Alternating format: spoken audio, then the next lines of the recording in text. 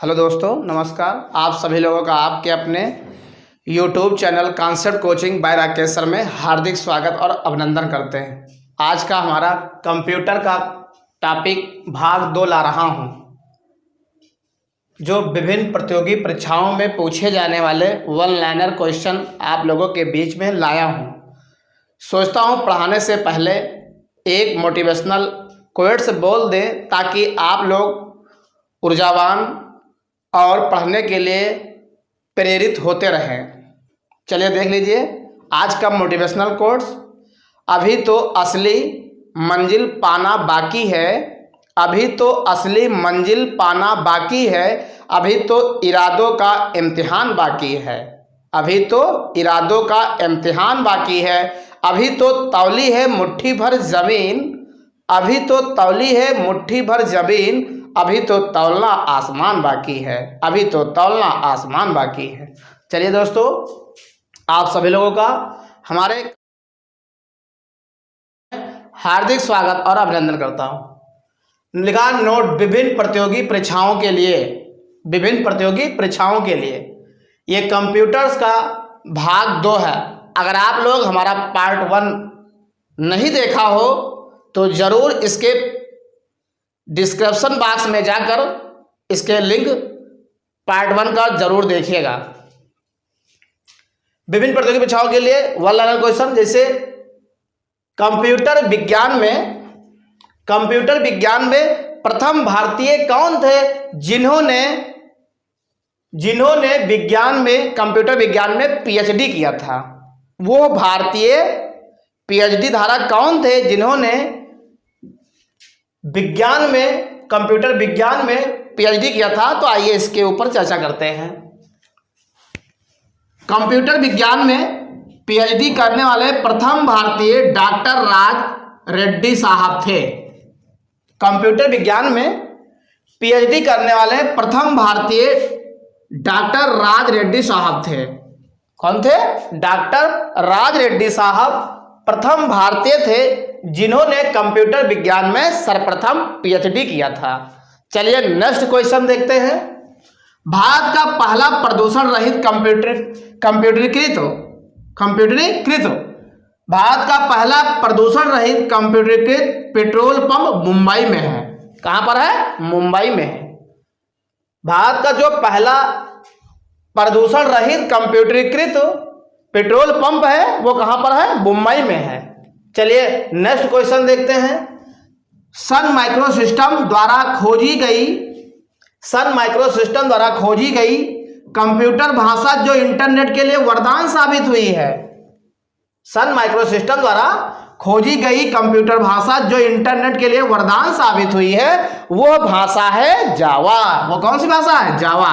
जावा वो भाषा है जो सन माइक्रोसिस्टम द्वारा खोजी गई कंप्यूटर भाषा के लिए इंटरनेट का वरदान साबित हुआ है। कौन सी भाषा है? जावा। जरूर याद रखिएगा, 1 नंबर क्वेश्चन ये सभी कॉम्पिटिटिव एग्जाम में पूछा जाता है कि जावा कैसी भाषा है और ये वरदान किसके लिए साबित हुई थी। तो ऐसे क्वेश्चन आप लोग जरूर याद रखिएगा। चलिए नेक्स्ट क्वेश्चन देखते हैं। हिंदी कमांड स्वीकार करने वाली कंप्यूटर भाषा प्रदेश है। प्रदेश जो शब्द लिखा हुआ है ये कंप्यूटर भाषा, जो हिंदी कमांड भाषा होती है जो कंप्यूटर स्वीकार करती है, वो सर्वप्रथम प्रदेश को स्वीकार किया था। किसको स्वीकार किया था? प्रदेश को। इसलिए हिंदी कमांड स्वीकार करने वाली कंप्यूटर भाषा प्रदेश है। याद रखिएगा, 1 नंबर क्वेश्चन। चलिए नेक्स्ट क्वेश्चन देखते हैं। NAL क्या लिखा है? NAL का पूर्ण रूप है national air space laboratory. NAL का पूर्ण रूप है national air space laboratory. 1 number question याद रखिएगा। NAL का पूर्ण रूप है नेशनल एयर स्पेस लेबोरेटरी। चलिए नेक्स्ट क्वेश्चन देखते हैं। कंप्यूटर युक्त और कागज विहीन परीक्षा जो इस समय हो रही है, आप लोग देखते होंगे, इंटरनेट हार्ड कॉपी होती है वो चेक हो जाती है, आप लोग जानते होंगे। इंटरनेट के माध्यम से जो ऑब्जेक्टिव क्वेश्चन होते हैं वो इसी प्रणाली के तहत आता है। जो आप लोग करके आते हैं OMR शीट जो होती है इसी से चेक हो जाती है। ये परीक्षा कब कराई गई, कौन सी संस्था कराई, आइए देखते हैं। कंप्यूटर युक्त और कागज विहीन परीक्षा प्रणाली विकसित करने वाली संस्था नेशनल इंफॉर्मेटिक्स सेंटर है। कौन है, नेशनल इंफॉर्मेटिक्स सेंटर है। ये नेशनल इंफॉर्मेटिक्स सेंटर ही है जिसने कंप्यूटर युक्त और कागज विहीन परीक्षा प्रणाली विकसित करने वाली संस्था मानी गई है। और सर्वप्रथम इन्हीं संस्था ने ये कंप्यूटर युक्त और कागज विहीन प्रणाली को विकसित किया था। चलिए नेक्स्ट क्वेश्चन देखते हैं। कंप्यूटर में प्रोग्राम की सूची को मेन्यू कहा जाता है। कंप्यूटर में जो प्रोग्रामों की सूची होती है उसको मेनू कहा जाता है। आप लोग देखे होंगे कंप्यूटर के सबसे निचले हिस्से पर देखो मेनू आता है, जब उस पर दाबते हैं बहुत से प्रोग्राम आते हैं, जैसे पेंट माइक्रोसॉफ्ट विंडोज तमाम प्रकार के उसमें टैली ऐसे आता है, तमाम ऐसे आते हैं। कर्सर घुमाते रहिए, आगे बढ़ाते रहिए और तमाम मेनू आप देखते रहिए, पढ़ते रहिए उसमें। तो कंप्यूटर में प्रोग्राम की सूची को मेनू कहा जाता है। कंप्यूटर में प्रोग्राम की सूची को मेनू कहा जाता है। चलिए नेक्स्ट क्वेश्चन। आईबीएम का पूर्ण रूप है इंटरनेशनल बिजनेस मशीन। आईबीएम का पूर्ण रूप है इंटरनेशनल बिजनेस मशीन। हम आप लोगों के बीच एक पार्ट लेके आएंगे जिसमें कंप्यूटर संबंधित जो संक्षिप्त प्रक्रियाएं होती हैं, मैं उसका पूर्ण रूप लेके आऊंगा। फुल फॉर्म आप कंप्यूटर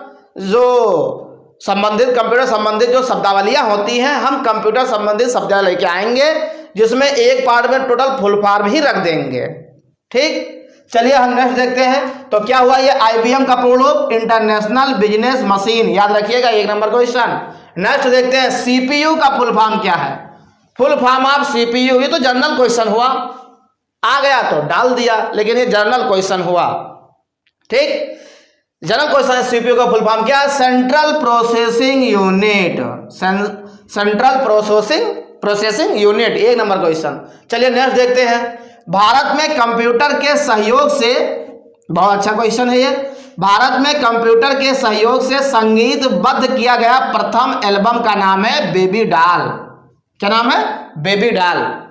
भारत में जो कंप्यूटर के सहयोग से संगीतबद्ध किया गया प्रथम एल्बम, मतलब कि कंप्यूटर के माध्यम से एक संगीत बनाया गया एल्बम समझते ही होंगे, तो वो प्रथम एल्बम का नाम है बेबी डॉल, जो भारत में कंप्यूटर के सहयोग से संगीतबद्ध किया गया, और यही प्रथम एल्बम का क्या नाम है, बेबी डॉल। चलिए नेक्स्ट देखते हैं। वैज्ञानिकों के अनुसार भारतीय भाषा संस्कृत ही है जो कंप्यूटरीकृत करने के लिए सबसे आसान है। अर्थात अगर कंप्यूटर को संस्कृत लैंग्वेज में कन्वर्ट कर दिया जाए तो कंप्यूटर को पढ़ने और पढ़ाने में, समझने और समझाने में बहुत आसान होगा। ये वैज्ञानिकों का भी मानना है कि अगर कंप्यूटर को संस्कृत भाषा में कर दिया जाए तो बहुत आसान हो जाएगा समझना और समझाना, पढ़ना और पढ़ाना। चलिए नेक्स्ट देखते हैं। रीडिंग राइटिंग अर्थमेटिक्स के बाद 90 दशक में चौथा आर कंप्यूटर को संबोधित किया जा रहा है। कौन सा, आर कंप्यूटर को। कौन, रीडिंग राइटिंग अर्थमेटिक्स के बाद 90 दशक में चौथा आर कंप्यूटर को संबोधित किया जा रहा है, याद रखिएगा क्वेश्चन ये। चलिए नेक्स्ट देखते हैं। प्रथम कंप्यूटर रिजर्वेशन पद्धति नई दिल्ली में लागू की गई थी। प्रथम कंप्यूटर रिजर्वेशन पद्धति जो आरक्षण पद्धति है, वो प्रथम कंप्यूटर आरक्षण पद्धति नई दिल्ली में लागू की गई थी। कहां लागू की गई थी, नई दिल्ली में लागू की गई थी। चलिए अगला देखते हैं। आधुनिक डिजिटल कंप्यूटरों में द्वि आधारित अंक पद्धति का उपयोग किया जाता है। आधुनिक डिजिटल कंप्यूटरों में द्वि आधारित अंक पद्धति का उपयोग किया जाता है। इसमें कौन होता है आधारित में, एक होता है शून्य और एक होता है एक। शून्य को कहते हैं फॉल्स वैल्यू, क्या कहते हैं, फॉल्स वैल्यू, और एक को कहते हैं ट्रू वैल्यू। अर्थात ये सत्य रूप होता है और जीरो होता है असत्य रूप। इसको आगे हम पढ़ाएंगे, लेके आएंगे इसके ऊपर एक हमारा टॉपिक इसी पर कर देंगे, सत्य रूप और असत्य रूप पर, अर्थात 0 वैल्यू पर और 1 वैल्यू पर। चलिए, तो ये मालूम हो गया सभी लोगों को कि आधुनिक डिजिटल कंप्यूटरों में द्वि आधारित अंक पद्धति का उपयोग किया जाता है। जो 2015 का कौन कौन है? एक 0 है और एक क्या है? एक 0 को असत्य रूप कहते हैं और 1 को सत्य रूप कहते हैं। चलिए हम अगला देखते हैं। अनुरूप कंप्यूटर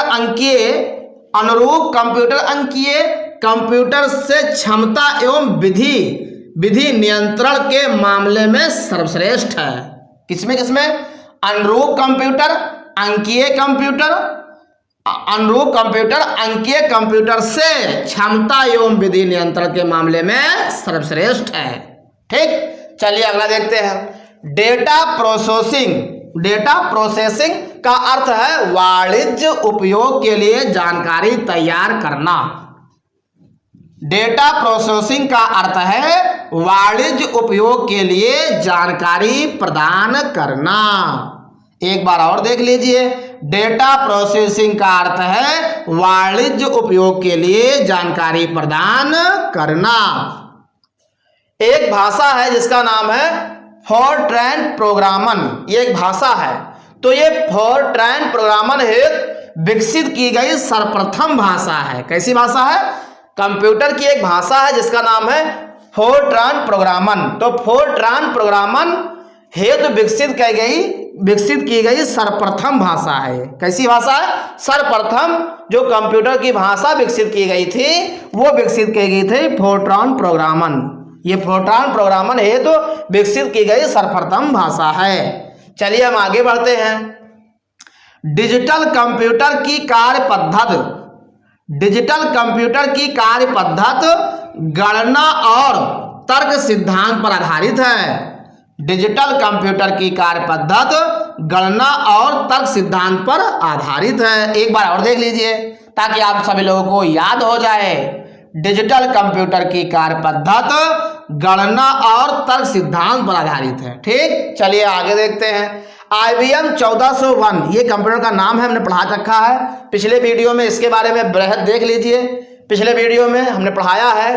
तो IBM 1401 वो पहला कंप्यूटर है जिसमें निर्वात ट्यूब के बजाय ट्रांजिस्टर का प्रयोग किया गया था।